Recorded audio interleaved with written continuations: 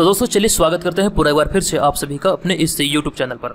आज के इस वीडियो में हम लोग यहाँ पे टेस्ट सीरीज यानी कि इस श्रृंखला के अंतर्गत ये हमारा 29वां पार्ट है और यहाँ पर हमेशा की तरह इस वीडियो में भी प्रश्नों की संख्या आपको 50 देखने को मिलेगी और 10 प्रश्न आपके करंट अफेयर्स के होंगे। और इससे पहले आपको बता दूं कि चैनल पे 28 सेट अवेलेबल हैं, जिसमें से कि आपके महत्वपूर्ण प्रश्नों का संग्रह किया गया है। जो सभी प्रश्न आपके बीपीएससी एग्जाम में आने की संभावना है, तो आप उस वीडियो को जरूर देखिए। इस श्रृंखला के अंतर्गत आने वाले सभी वीडियो को निरंतर आप देखें, इससे आपको जरूर फायदा मिलेगा। ये वीडियो आपके बीपीएससी सहित अन्य सभी कम्पिटिटिव एग्जाम के दृष्टिकोण से काफी महत्वपूर्ण है और हमेशा की बात ही इस वीडियो में 50 प्रश्नों को शामिल किया गया है और 10 प्रश्न करंट अफेयर्स के हैं। तो यहाँ पे आपको बता दूं कि यहाँ पे जो आपको चार्ट दिख रहा है, इसके अनुसार आप अपनी तैयारी को जान पाएंगे। तो आप यहाँ पे कितने प्रश्नों को सही सही हल करते हैं, आप कॉपी और पेन लेकर बैठें और इस वीडियो को आप एकदम से हूबहू एग्जाम के तौर पे लें और आप यहाँ पे देख पाएंगे इस चार्ट के माध्यम से कि आपकी तैयारी कितनी अच्छी है। तो वीडियो के अंत में कमेंट करके मुझे जरूर बताइएगा कि आपने 50 में से कितने प्रश्नों को सही सही हल किया है। तो चलिए हम यहाँ पे शुरू करते हैं और सीधे आते हैं प्रश्न पे।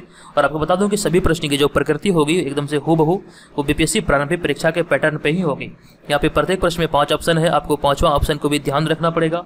और तो चलिए इस पूरे वीडियो को बिना स्किप किए हुए देखिए और अंत में बताइए कि ये वीडियो आपको कैसा लगा। तो चलिए शुरू करते हैं। सबसे पहला प्रश्न है, भारतीय राष्ट्रीय कांग्रेस के प्रथम मुस्लिम निर्वाचित अध्यक्ष कौन थे? भारतीय राष्ट्रीय कांग्रेस के प्रथम मुस्लिम निर्वाचित अध्यक्ष कौन थे? यहाँ पे मैं प्रत्येक प्रश्न में आपको कुछ समय दूंगा ताकि इस प्रश्न को यानी कि सभी प्रश्नों को आप सॉल्व करें और उसके बाद हमें आंसर बता सके। तो भारतीय राष्ट्रीय कांग्रेस के प्रथम मुस्लिम निर्वाचित अध्यक्ष जो थे वो थे बदरुद्दीन तैयब जी। ये काफी महत्वपूर्ण प्रश्न है। इस तरह के प्रश्न कई बार बीपीएससी सहित जो भी अन्य कॉम्पिटिटिव एग्जाम होते हैं उसमें पूछे गए हैं, तो आप ध्यान रखिएगा। इसका आंसर होगा बदरुद्दीन तैयब जी। तो अगला प्रश्न है, भारत के उपराष्ट्रपति का निर्वाचन कौन करता है? यह भी काफी महत्वपूर्ण प्रश्न है। इसका जो आंसर होगा ऑप्शन नंबर डी यहाँ पे करेक्ट आंसर होगा। लोकसभा एवं राज्यसभा के सदस्य भारत के उपराष्ट्रपति का निर्वाचन करता है। सही आंसर है ऑप्शन नंबर डी। चलिए हम आगे बढ़ेंगे और देखेंगे तीसरा नंबर प्रश्न, निम्नलिखित राज्यों में से किस राज्य में सर्वप्रथम पंचायती राज्य व्यवस्था प्रारंभ किया गया था? आप समझ पा रहे होंगे कि यह सब प्रश्न कितने महत्वपूर्ण हैं। स्टेट पीसीएस की अगर बात आता है, खास करके बीपीएससी जेपीएससी इस तरह का एग्जाम, तो आपको इस तरह के प्रश्न कई बार देखने को मिलता है। तो सर्वप्रथम पंचायती राज व्यवस्था शुरू किया गया था राजस्थान में। आप सभी को पता होगा राजस्थान का एक शहर है नागौर, एक गांव है नागौर, वहीं से पंचायती राज व्यवस्था को सर्वप्रथम लागू किया गया था। और आपको बता दें कि उस समय जो तत्कालीन जो हमारे प्रधानमंत्री थे वो पंडित जवाहरलाल नेहरू थे। तो ये सभी चीज़ों को भी आपको ध्यान रखना पड़ेगा। चलिए अगला प्रश्न है, महात्मा गांधी निम्नलिखित में से किससे अधिक प्रभावित थे? पिछले वीडियो में भी ये प्रश्न था, मैंने इसी से रिलेटेड एक प्रश्न डाला था कि मतलब कि क्यों प्रभावित थे। तो इसका जो आंसर होगा यहाँ पे महात्मा गांधी निम्नलिखित में से किससे अधिक प्रभावित थे, तो ये लियो टॉल्स्टॉय से अधिक प्रभावित थे। तो रीजन ये था कि इसकी एक पुस्तक था, मैं इसका यहाँ पे नाम नहीं बताने वाला हूँ। अगर आपने नहीं देखा तो जरूर देखिए। इससे पिछला वाला वीडियो जस्ट यानी कि ये 29वां पार्ट है, तो 28वें वाले पार्ट में मैंने डाला था कि लियो टॉल्स्टॉय की कौन सी रचना से महात्मा गांधी प्रभावित थे। तो वहाँ पे आप जाके थे देख सकते हैं और जान सकते हैं। ये काफ़ी महत्वपूर्ण प्रश्न है। चलिए उसके बाद अगला प्रश्न है, ईस्ट कोशिका निम्न में से किस में अधिक होती है? बताइए इसका आंसर क्या होगा। ईस्ट कोशिका निम्न में से किस में अधिक होती है? तो विटामिन बी इसका करेक्ट आंसर होगा, यानी कि ऑप्शन नंबर बी यहाँ पे करेक्ट आंसर होगा। ईस्ट कोशिका विटामिन बी में अधिक होती है। तो दोस्तों अगला प्रश्न है, छठा नंबर प्रश्न, पक्षियों की उत्पत्ति होती है। पक्षियों की उत्पत्ति किससे होती है? इसका आंसर होगा सरीसृप से। ऑप्शन नंबर बी यहाँ पे करेक्ट आंसर होगा, सरीसृप से। अगर इस प्रश्न में किसी को किसी प्रकार की शिकायत है तो कमेंट बॉक्स में बताइएगा। चलिए अगला प्रश्न है, हृदय के मध्य सतह को कहते हैं। हृदय के मध्य सतह को क्या कहते हैं? तो इस प्रश्न का आंसर होगा ऑप्शन नंबर बी, यानी कि हृदयावरण। हृदय आवरण या फिर हृदयावरण। हृदय के मध्य सतह को हृदयावरण कहते हैं। सही आंसर होगा हमारा ऑप्शन नंबर बी। और उसके बाद हम आगे बढ़ेंगे। अगला प्रश्न है, निम्न में से किसकी सबसे मोटी दीवार होती है? ध्यानपूर्वक ऑप्शन को पढ़िए और उसके बाद सही आंसर का चुनाव कीजिए। निम्न में से किसकी सबसे मोटी दीवार होती है? इस प्रश्न का आंसर होगा ऑप्शन नंबर बी, यानी कि बायां निलय। ऑप्शन नंबर बी यहाँ पे करेक्ट आंसर होगा, बायां निलय इस प्रश्न का करेक्ट आंसर है। और इसके बाद हम चलिए आगे बढ़ते हैं। अगला प्रश्न है, त्रिविम दृष्टि किसमें पाई जाती है? त्रिविम दृष्टि किसमें पाई जाती है? ये काफी महत्वपूर्ण प्रश्न है। त्रिविम दृष्टि किसमें पाई जाती है? ये प्रश्न आई थिंक सभी को पता होगा। इसका आंसर होगा सांप। चलिए अगला प्रश्न है आवर्त सारणी का लंबा रूप किस पर निर्भर करता है। आवर्त सारणी का लंबा रूप किस पर निर्भर करता है। तो इस प्रश्न का आंसर होगा परमाणु की संख्या पर। ऑप्शन नंबर सी यहाँ पे करेक्ट आंसर होगा। आवर्त सारणी का लंबा रूप परमाणु की संख्या पर निर्भर करता है, तो ध्यान दीजिएगा सही आंसर है ऑप्शन नंबर सी। और दोस्तों आपको बता दूं कि हमारे द्वारा जो टेस्ट सीरीज का आयोजन किया जा रहा है इस चैनल के माध्यम से, तो आप यहाँ पे पढ़ सकते हैं। अगर आप भी 66वीं बीपीएससी की तैयारी में लगे हुए हैं और परीक्षा में शामिल होना चाहते हैं, इसी तरह के पीडीएफ चाहते हैं जो आपको सफलता की ओर ले जाएगा, तो आप भी हमारे पेड ग्रुप को ज्वाइन करें। पेड ग्रुप को ज्वाइन करने के लिए यहाँ पर आपको स्क्रीन पर एक व्हाट्सअप नंबर दिख रहा है, उस व्हाट्सअप नंबर पर आपको पेड लिखकर मैसेज करना है और उसके बाद इस पेड ग्रुप में जुड़ने के बाद आपको क्या क्या सुविधाएं मिलेगी वो सभी आपके व्हाट्सअप पे भेजी जाएगी और केवल 49 रुपये पे करके आप हमारे 66वीं बीपीएससी टेस्ट सीरीज को ज्वाइन कर सकते हैं। और यहाँ पे जो आपको वीडियो प्रोवाइड किया जाता है ये सभी पीडीएफ फॉर्मेट में आपको इसके अंतर्गत दिया जाता है। तो ये 66वीं बीपीएससी तक आपको रेगुलर दिया जाएगा। अगर आप इच्छुक हैं तो इनसे जुड़ सकते हैं और इसका लाभ ले सकते हैं। चलिए अगला प्रश्न है पॉजिट्रॉन क्या है। 11 नंबर प्रश्न है पॉजिट्रॉन क्या है। काफी महत्वपूर्ण प्रश्न है। पॉजिट्रॉन इनमें से क्या है। तो इसका आंसर होगा धनावेश इलेक्ट्रॉन। पॉजिट्रॉन धनावेश इलेक्ट्रॉन है, सही आंसर होगा हमारा यहाँ पे ऑप्शन नंबर ए। 11 का ऑप्शन नंबर ए यहाँ पर करेक्ट आंसर है। और उसके बाद चलिए बढ़ते हैं अगला प्रश्न पे। निम्न में से क्या रेडियो एक्टिव पदार्थ द्वारा उत्सर्जित नहीं होता है। निम्न में से क्या रेडियो एक्टिव पदार्थ द्वारा उत्सर्जित नहीं होता है। 12 नंबर प्रश्न। इस प्रश्न का आंसर होगा हमारा ऑप्शन नंबर डी यानी कि प्रोटॉन। ध्यान दीजिएगा निम्न में से क्या रेडियो एक्टिव पदार्थ द्वारा उत्सर्जित नहीं होता है, आंसर होगा प्रोटॉन। अगला प्रश्न है चुंबकीय क्षेत्र के लिए निम्न में से कौन सा कथन सही नहीं है। ध्यानपूर्वक सभी ऑप्शन को पढ़िए और उसके बाद सही आंसर का चुनाव कीजिएगा। चुंबकीय क्षेत्र के लिए निम्न में से कौन सा कथन सही नहीं है। पहला ऑप्शन है चुंबकीय बल रेखाएं एक दूसरे को नहीं काटती है। दूसरा है चुंबक के अंतर्गत रेखाएं चुंबक के उत्तरी ध्रुव से दक्षिणी ध्रुव को जाती है। और अगला है चुंबकीय रेखाएं एक बंद लूप बनाती है। नेक्स्ट है चुंबकीय रेखाओं के स्पर्श चुंबकीय क्षेत्र की दिशा होती है। तो 13 नंबर का जो सही आंसर होगा बी यानी कि यहाँ पर इसका सही आंसर होगा चुंबक के अंदर रेखाएं चुंबक के उत्तरी ध्रुव से दक्षिणी ध्रुव को जाती है। तो ध्यान दीजिएगा यहाँ पे जो कथन ये है ऑप्शन नंबर बी का, ये बिल्कुल सही नहीं है। बाकी यहाँ पे हमारा ऑप्शन नंबर ए, सी और डी ये बिल्कुल सही है। तो यहाँ पे आपसे प्रश्न पूछा जा रहा है कि कौन सा कथन सही नहीं है, तो ऑप्शन नंबर बी यहाँ पे करेक्ट आंसर होगा। और उसके बाद अगला प्रश्न है कैथोड किरण के लिए निम्न में से कौन कभी भी सत्य नहीं होता है। कैथोड किरण के लिए निम्न में से कौन सा कथन कभी भी सत्य नहीं हो सकता है। तो देखिए इसका आंसर जो होगा यहाँ पर ऑप्शन नंबर ए होगा, इनकी गतिज ऊर्जा होती है। कैथोड किरण के लिए निम्न में से कौन सा कभी भी सत्य नहीं हो सकता है, तो इनकी गतिक ऊर्जा होती है। ये कथन बिल्कुल सत्य है, इनकी गतिक ऊर्जा नहीं होती है। बाकी यहाँ पर आप जो दिख रहा है आपको ऑप्शन नंबर बी, सी और डी में ये सभी कथन सत्य हैं, यानी कि यहाँ पे कैथोड किरण के लिए ये सत्य हैं। लेकिन आपसे प्रश्न पूछा गया था कौन सा सत्य नहीं है, तो इसका आंसर होगा ऑप्शन नंबर ए। चलिए हम आगे इसके बारे में थोड़ा सा जान लेते हैं। जो कैथोड किरण है ये विद्युत चुंबकीय तरंग होती है, यह प्रादीप्त प्रेरित करती है और यह पदार्थ से टकराकर एक्स किरण उत्पन्न करती है। ये सभी कैथोड किरण से संबंधित है, इसे ध्यान रखिएगा। चलिए अगला प्रश्न है आधुनिक भौतिक सिद्धांत यह प्रदर्शित करते हैं कि, सभी ऑप्शन को ध्यानपूर्वक पढ़िए और बताइए इसका आंसर क्या होगा। आधुनिक भौतिक सिद्धांत क्या प्रदर्शित करते हैं। इस तरह के ही प्रश्न आपसे एग्जाम में पूछे जाएंगे और इस तरह के प्रश्न बनाने में दोस्तों काफ़ी मेहनत लगती है। आपसे एक लाइक और कमेंट की उम्मीद रहती है कि आप लोग लाइक और कमेंट जरूर कीजिएगा। चलिए तो आधुनिक भौतिक सिद्धांत यह प्रदर्शित करता है कि, इसका जो सही आंसर होगा वो होगा ऑप्शन नंबर सी। यह प्रदर्शित करता है कि केवल आवेशित कण तरंग व्यवहार दर्शाते हैं। सही आंसर होगा हमारा ऑप्शन नंबर सी। चलिए अगला प्रश्न है, यहाँ पे आप देख सकते हैं, जब एक धातु का छोटा गोला किसी श्यान माध्यम में गुरुत्व के अंतर्गत गिरता है तो क्या होता है। जब एक धातु का छोटा गोला किसी श्यान माध्यम में गुरुत्व के अंतर्गत गिरता है तो क्या होता है।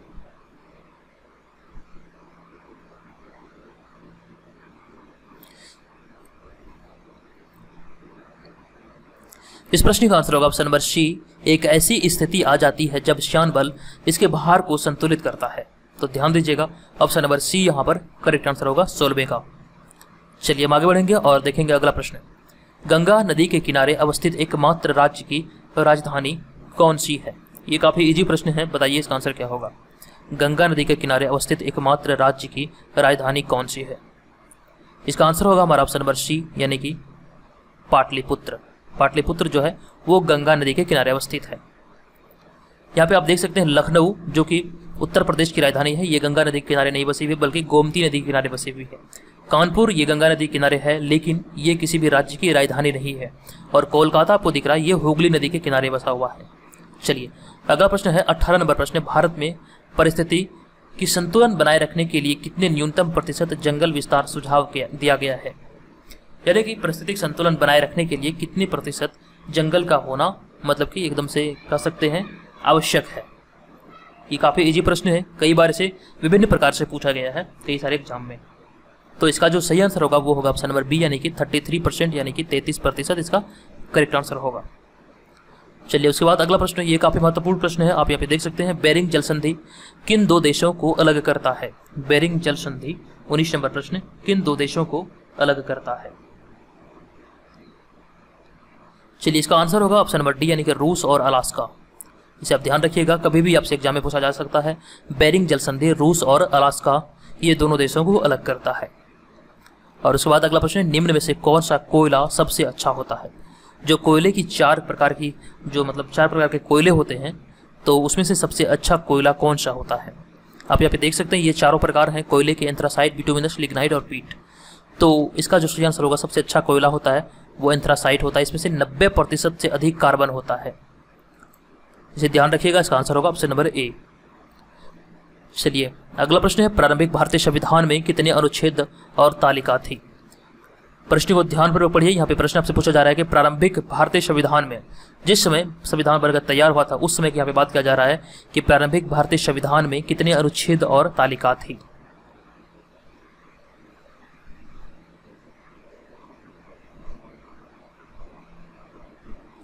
इस प्रश्न का आंसर होगा ऑप्शन नंबर सी, यानी कि 395 अनुच्छेद और 8 तालिका। प्रारंभिक भारतीय संविधान में 395 अनुच्छेद और 8 तालिका थी। तो ध्यान रखिएगा, इसका जो सही आंसर होगा ऑप्शन नंबर सी यहाँ पर करेक्ट होगा। और उसके बाद अगला प्रश्न है, भारतीय संविधान की धर्म प्रस्तावना में किन संशोधन से समाजवादी धर्मनिरपेक्ष शब्द जोड़ा गया था। प्रश्न है, भारतीय संविधान की धर्म प्रस्तावना में किन संविधान संशोधन से समाजवादी धर्मनिरपेक्ष शब्द जोड़ा गया था। 22 नंबर प्रश्न, ये भी काफी महत्वपूर्ण प्रश्न है।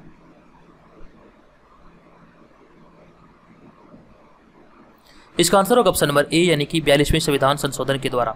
आपको बताना है कि 42वां संविधान संशोधन किस वर्ष में हुआ था। ठीक है, बताइए इसका आंसर क्या होगा कि 42वां संविधान संशोधन किस वर्ष में हुआ था। चलिए अगला प्रश्न है, किस देश की प्रेरणा में से भारतीय संविधान के प्रणेताओं ने मौलिक कर्तव्य प्रदान किए हैं। किस देश की प्रेरणा से, यानी किस देश से प्रेरणा लेते हुए भारतीय संविधान में जो भारत के संविधान निर्माता थे इन्होंने मौलिक कर्तव्य को जोड़ा है। किस देश से लिया गया मौलिक कर्तव्य को। 23 नंबर प्रश्न काफी महत्वपूर्ण है, जो इसका आंसर होगा सोवियत संघ, यानी कि ऑप्शन नंबर डी यहाँ पे करेक्ट आंसर होगा। मौलिक कर्तव्य सोवियत संघ से लिया गया है। चलिए उसके बाद अगला प्रश्न है 24 नंबर प्रश्न, भारत में राष्ट्रपति का चुनाव एक निर्वाचन गण से किया जाता है, जिसमें कौन सदस्य होते हैं, यानी जिसमें क्या होता है। सभी ऑप्शन को देखिए और बताइए इसका आंसर क्या होगा। निर्वाचन गण जो होते हैं वे राष्ट्रपति का चुनाव करते हैं, इसमें से कौन कौन शामिल होते हैं। इस प्रश्न का सही आंसर होगा ऑप्शन नंबर सी, यानी कि लोकसभा, राज्यसभा और विधानसभाओं के निर्वाचित सदस्य इसमें शामिल होते हैं राष्ट्रपति के चुनाव में। तो ध्यान दीजिएगा, इसका आंसर होगा ऑप्शन नंबर सी। ये काफी महत्वपूर्ण प्रश्न है। और इसके बाद अगला प्रश्न है, भारत की आजादी के समय ब्रिटेन का प्रधानमंत्री कौन था। तो भारत की आजादी के समय जो ब्रिटेन का प्रधानमंत्री था वो था क्लीमेंट रिचर्ड एटली। कहीं कहीं आपको लिखा मिलेगा सिर्फ क्लीमेंट एटली, तो आप समझ जाइए यही होगा इसका आंसर। क्लीमेंट रिचर्ड एटली इसका करेक्ट आंसर होगा। रिचार्ज नहीं बल्कि रिचर्ड होना चाहिए था, यहाँ पे गलती से रिचार्ज लिखा गया है। क्लीमेंट रिचर्ड एटली जो भारत की आज़ादी के समय ब्रिटेन के प्रधानमंत्री थे। चलिए उसके बाद अगला प्रश्न है, भारत में स्थानीय स्वायत्त सरकार के संस्थापक कौन थे। महत्वपूर्ण प्रश्न है, बताइए इसका आंसर क्या होगा। भारत में स्थानीय स्वायत्त सरकार के संस्थापक कौन थे। इस प्रश्न का आंसर होगा लॉर्ड रिपन। लॉर्ड रिपन इसका करेक्ट आंसर होगा। चलिए 1935 का भारत सरकार का अधिनियम किस निर्णय से संबंधित है। 1935 का जो भारत सरकार अधिनियम था वो किस निर्णय से संबंधित था। इस प्रश्न का आंसर होगा प्रांतीय स्वायत्तता। ऑप्शन नंबर बी यहाँ पे करेक्ट आंसर होगा प्रांतीय स्वायत्तता, इसका सही आंसर होगा। 1935 का जो भारत सरकार अधिनियम था ये प्रांतीय स्वायत्तता से संबंधित था। और उसके बाद अगला प्रश्न, निम्नलिखित युग्मों में से कौन सा सही नहीं है। सही नहीं है, ये बताइए कौन होगा इनमें से सही नहीं।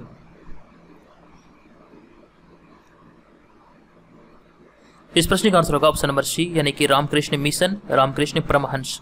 ये बिल्कुल सही नहीं है। बाकी यहाँ पे आर्य समाज का संस्थापक स्वामी दयानंद सरस्वती, ब्रह्म समाज राजा राम मोहन राय, प्रार्थना समाज केशव चंद्र सेन, ये सभी सही है। बल्कि यहाँ पर ऑप्शन नंबर सी गलत हो जाएगा। रामकृष्ण मिशन, रामकृष्ण परमहंस ने इसकी स्थापना नहीं किया था, बल्कि स्वामी विवेकानंद के द्वारा किया गया था। चलिए अगला प्रश्न, निम्नलिखित युग्मों में से कौन सा सही नहीं है? बताइए इसका आंसर क्या होगा। निम्नलिखित युग्मों में से कौन सा सही नहीं है?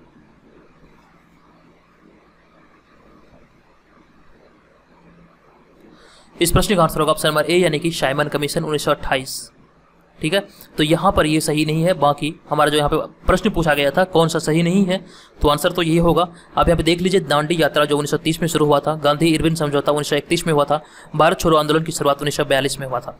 आप बताइए कि साइमन कमीशन कब भारत आया था? कमेंट के माध्यम से बताइए कि साइमन कमीशन भारत कब आया था।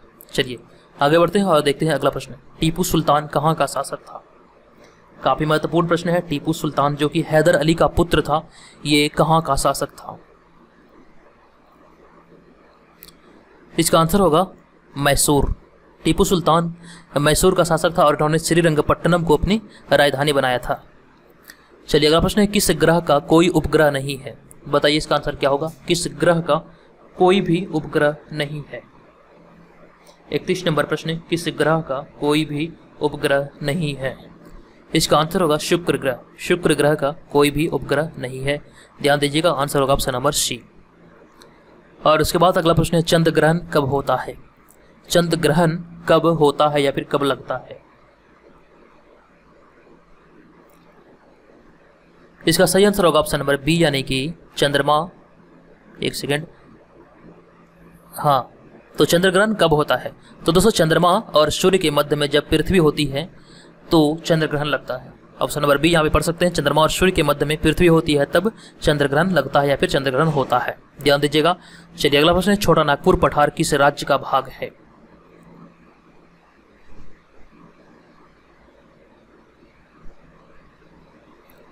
इस प्रश्न का आंसर होगा झारखंड। छोटा नागपुर पठार झारखंड राज्य का हिस्सा है। चलिए अगला प्रश्न, निम्नलिखित में से कौन सा सही नहीं है? यहाँ पे आप देख सकते हैं कौन सा सही नहीं है, बताइए इसका आंसर क्या होगा। यहाँ पे राज्य और राजधानी से संबंधित तथ्य हैं, यानी कि यहाँ पे आपको इधर जो दिख रहा है ये राज्य है और इधर राजधानी है। तो बताइए कि इनमें से कौन सा मिलान सही नहीं है। इसका सही आंसर होगा ऑप्शन नंबर बी, यानी कि छत्तीसगढ़। तो आप यहाँ पे देख सकते हैं ऑप्शन नंबर ए में है झारखंड। झारखंड की राजधानी है रांची। उत्तरांचल या फिर उत्तराखंड की राजधानी है देहरादून। उसके बाद हिमाचल प्रदेश शिमला। बल्कि छत्तीसगढ़ की राजधानी जो है बिलासपुर नहीं बल्कि रायपुर है। ठीक है, बताइए इसका आंसर क्या होगा। हिमालय पर्वत प्रदेश के अलावा भारत का उच्चतम शृंग कौन सा है? तो यहाँ पर 35 नंबर प्रश्न का जो सही आंसर होगा ऑप्शन नंबर बी, यानी कि गौरी शिखर। ऑप्शन नंबर बी यहाँ पे करेक्ट आंसर होगा, गौरी शिखर। चलिए अगला नंबर प्रश्न है 36 नंबर, अटल बिहारी वाजपेयी किस लोकसभा के प्रधानमंत्री थे? अटल बिहारी वाजपेयी किस लोकसभा के प्रधानमंत्री थे? इस प्रश्न का आंसर होगा 36 का ऑप्शन नंबर सी, यानी कि 13वीं लोकसभा के प्रधानमंत्री थे Atal Bihari Vajpayee. Option number C यहाँ पर करेक्ट आंसर होगा। और उसके बाद अगला प्रश्न है, निम्नलिखित में से किस सुल्तान ने दीन ए इलाही प्रारंभ किया था? दीन ए इलाही किस सुल्तान ने प्रारंभ किया था? बताइए इसका आंसर क्या होगा। तो दोस्तों दीन ए इलाही एक धर्म था और इसकी स्थापना अकबर के द्वारा किया गया था। सही आंसर होगा ऑप्शन नंबर ए, यानी कि अकबर। तो ध्यान दीजिएगा, इसका आंसर होगा ऑप्शन नंबर ए, अकबर। और इसके बाद अगला प्रश्न है, पवित्र ग्रंथों पर की गई टिप्पणियों का संकलन महाविभाषा किसने दिया था?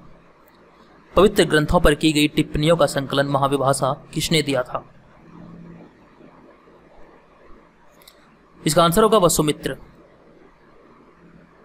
चलिए आगे बढ़ेंगे और देखेंगे 39 नंबर प्रश्न। 1905 में सर्वेंट्स ऑफ इंडिया सोसाइटी को किसने आरंभ किया था? 1905 में सर्वेंट्स ऑफ इंडिया सोसाइटी किसने आरंभ किया था? इस प्रश्न का आंसर होगा 39 का ऑप्शन नंबर बी, यानी कि गोपाल कृष्ण गोखले ने। सर्वेंट्स ऑफ इंडिया सोसाइटी की स्थापना गोपाल कृष्ण गोखले के द्वारा 1905 में किया गया था। और इसके बाद अगला प्रश्न है, चीनी यात्री वेनशांग किस राजा के दरबार में आया था? चीनी यात्री वेनशांग, यहाँ पे वेनशांग थोड़ा सा गलत लिखा गया है तो समझ जाइए। चीनी यात्री वेनशांग किस राजा के दरबार में आया था? 40 नंबर प्रश्न का जो सही आंसर होगा ऑप्शन नंबर सी यहाँ पर करेक्ट आंसर होगा। सॉरी, ऑप्शन नंबर बी यहाँ पर करेक्ट आंसर होगा। ह्वेनसांग जो था हर्षवर्धन के शासनकाल में आया था। मैंने आपको बताया कई बार, हौ से ह्वेनसांग और हौ से हर्षवर्धन, तो बी नंबर यहाँ पे करेक्ट आंसर होगा हर्षवर्धन। अब उसके बाद यहाँ पे आप जो देख रहे हैं करंट अफेयर्स के प्रश्न 41 से लेकर 50 तक के सभी प्रश्न आपके करंट अफेयर्स के होंगे, तो चलिए इसे सावधानीपूर्वक सॉल्व कीजिए। तो 41 नंबर प्रश्न है, कर्नाटक के किस तेज गेंदबाज ने T20 मैच में 1 ओवर में 5 विकेट लेने वाले पहले भारतीय बन गए हैं? ये सभी दिसंबर 2019 से संबंधित करंट अफेयर्स हैं। ये आपके लिए बीपीएससी 66वीं बीपीएससी के लिए काफ़ी उपयोगी है। तो प्रीवियस एक साल के प्रश्नों को आपको यहाँ पे, यानी कि करंट अफेयर्स के प्रीवियस 1 ईयर के प्रश्न आपको यहाँ पे देखना काफ़ी अहम हो जाता है, क्योंकि बीपीएससी में पिछले 1 वर्ष के करंट अफेयर्स पूछे जाते हैं। तो बताइए इसका आंसर क्या होगा? कर्नाटक के किस तेज गेंदबाज ने T20 मैच में 1 ओवर में 5 विकेट लेने वाले पहले भारतीय बन गए हैं?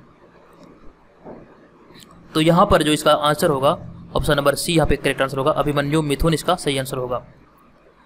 और दोस्तों आपको बता दूं कि आप हमारे इस चैनल के रेगुलर व्यूअर हैं, तो यहाँ पर बहुत सारे कम ही लोग होते हैं जो पूरे वीडियो को देखते हैं। आप यहाँ पे 41 नंबर प्रश्न तक आप यहाँ पे देखते हुए वीडियो को आए हैं।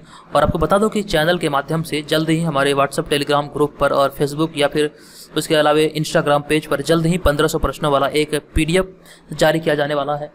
तो लगभग 2 दिनों में वो PDF आपको जारी कर दिया जाएगा, उस पर भी काम चल रहा है। तो वो PDF काफ़ी अच्छा PDF है, जिसमें से कि 1500 प्रश्नों को एकत्र किया गया है।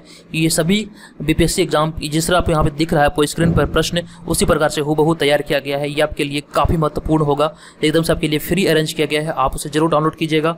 तो फेसबुक, व्हाट्सअप और जहाँ जहाँ मतलब सोशल मीडिया जो भी हैं, जैसे कि टेलीग्राम हो गया, इंस्टाग्राम हो गया, सभी जगह आप हमें फॉलो कर लें। इसे मैं वहाँ पे पब्लिश करूँगा 2 दिन के अंदर, तो आप इसका लाभ उठा सकते हैं और ये आपके लिए निसंदेह ही काफ़ी महत्वपूर्ण होगा। चलिए अगला प्रश्न है, भारत और किस देश के बीच संयुक्त सैन्य अभ्यास सूर्य किरण 14 का आयोजन हाल ही में किया जाएगा? तो दोस्तों इसका जो सही आंसर होगा 42 का, तो 42 का आंसर होगा ऑप्शन नंबर डी, यानी कि नेपाल। सूर्य किरण 14 नेपाल के साथ अभी हाल ही में आयोजित किया जाएगा। आयोजित किया गया नहीं है, आयोजित किया जाएगा। चलिए आगे बढ़ते हैं। अगला प्रश्न है, दिसंबर में भारतीय निर्वाचन आयोग ने किस राज्य की जननायक जनता पार्टी को राज्य स्तरीय दल का दर्जा प्रदान किया था? दिसंबर 2019 में भारतीय निर्वाचन आयोग ने किस राज्य की जननायक जनता पार्टी को राज्य स्तरीय दल का दर्जा प्रदान किया था? तो 43 नंबर प्रश्न का जो सही आंसर होगा वो होगा ऑप्शन नंबर सी, यानी कि हरियाणा। हरियाणा की यह पार्टी है। अगला प्रश्न है, केंद्र सरकार ने किस राज्य में लोकटक अंतर्देशीय जलमार्ग परियोजना के विकास को मंजूरी दे दी है? दोस्तों इसका आंसर होगा ऑप्शन नंबर सी, यानी कि मणिपुर। मणिपुर के लोकटक अंतर्देशीय जलमार्ग परियोजना को मंजूरी दे दिया गया है केंद्र सरकार के द्वारा।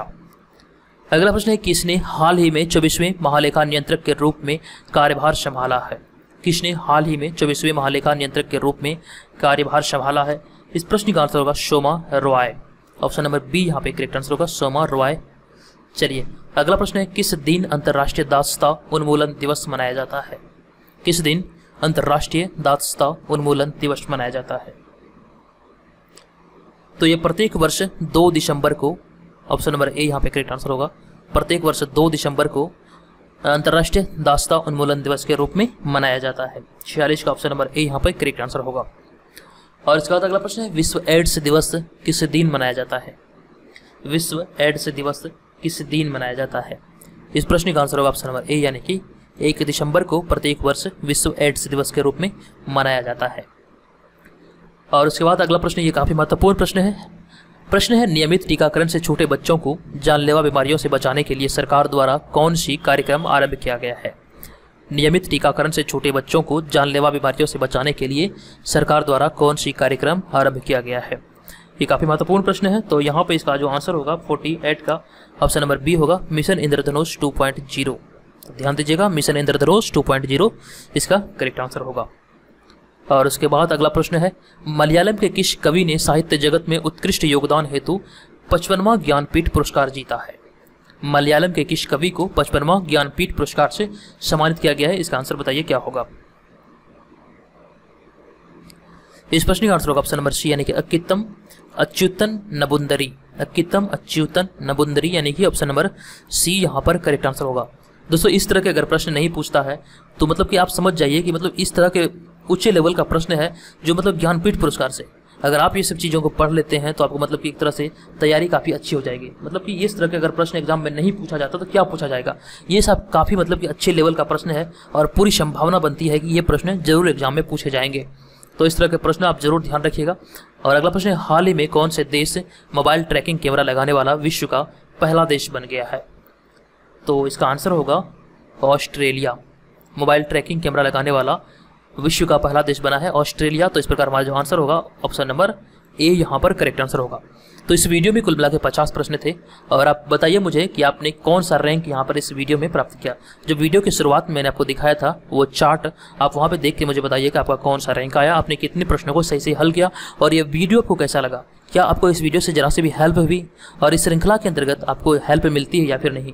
और आप मुझे ये भी बताइए कि आपने इस श्रृंखला के सभी वीडियो को देखे हैं या फिर नहीं। तो जितने लोग भी इस श्रृंखला के सभी वीडियो को देखे हैं आप मुझे कमेंट करके जरूर बताइए कि हाँ सर मैंने इस सीरीज के सभी वीडियो को देखा है। और यहाँ पर आप देख सकते हैं केवल 49 रुपये पे करके आप हमारे पेड ग्रुप को ज्वाइन कर सकते हैं और इस श्रृंखला के अंतर्गत आने वाले सभी वीडियो को एकदम से प्राप्त कर सकते हैं। तो आज के इस वीडियो में ये इतना ही, मिलेंगे नेक्स्ट वीडियो में 30वां सेट के साथ। तब तक के लिए आप अपना ख्याल रखें, अपनी पढ़ाई को जारी रखें। मिलेंगे नेक्स्ट वीडियो में, तब तक के लिए धन्यवाद।